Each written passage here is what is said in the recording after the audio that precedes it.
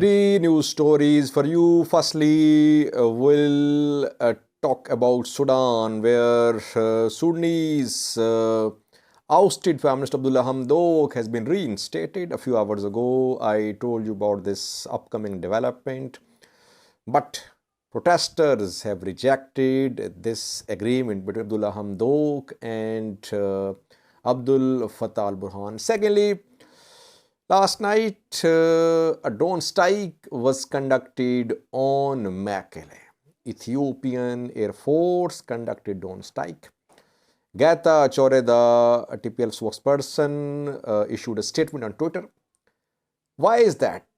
So far, no Tigray-backed news sources has covered this incident. They haven't shared any video from the scene of this strike. Gata Choreda said that it was a drone strike on a residential area. Why no video from the ground? What was the target of this drone strike? Ethiopian government has not issued a statement as well. Well, I have some updates for you. We have some clues about the likely target of last night's drone strike. And thirdly, viewers, today Tigray government once again paraded ENDF prisoners of war. They have been shown on TV. Some of them delivered speeches against Abiy Ahmed and Isaias Afwerki. I have a video clip for you.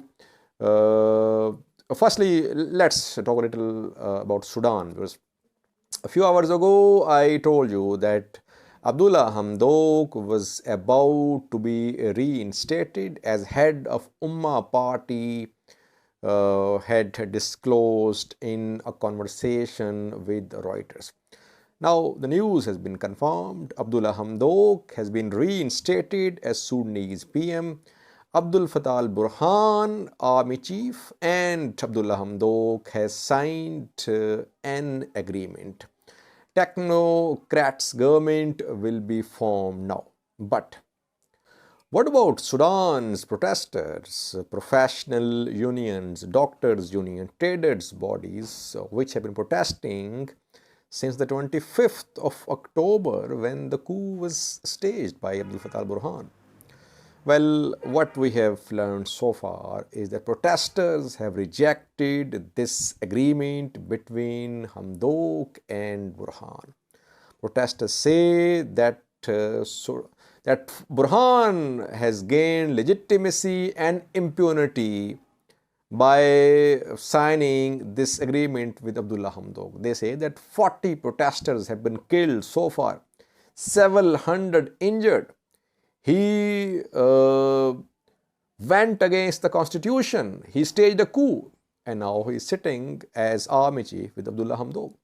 So protesters are rejecting this agreement. They want Abdul Fattah al-Burhan to be held accountable. Can it happen? Very difficult. Sudanese military is very powerful. Though the military had to step back. Sudanese protesters made the military step back. But can these protesters put more pressure upon the military for the removal of Abdul Fattah al-Burhan? That remains to be seen. So far, what we have learned is that protesters, professional bodies, they are rejecting this agreement. In coming hours, maybe things will be clearer. Secondly, viewers, a few hours ago, a drone strike was conducted on Mekelle, capital city of Tigray. Immediately after that, Gata Choreda issued a statement on his Twitter account. He said that a residential area in Mekelle was hit by a drone strike, and it was a retaliation for battlefield losses suffered by Ethiopian government forces. But so far, no Tigray-backed news sources None of Tigray-backed news sources has shared any footage, any video from the scene of this strike. If a residential area was hit, why is that no video coverage is being done? And secondly, viewers, Ethiopian government has not issued a statement as well.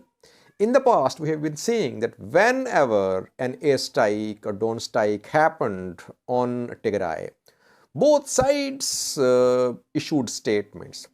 Tigray-backed news sources did video coverage. They shared pictures, videos from the scene of strike. And Ethiopian government issued statements. This time, neither of the two sides has shared anything from the scene of the strike. What was the target? The area where the strike happened is cordoned off, viewers. Tigray security officials, they have cordoned off this area. No one is being allowed to enter this area. It's Dagim Amsal, name of the locality. And close to this place, in this area, there are UN offices as well, UNHCR offices too. What we have learned is that target was a human target on the ground.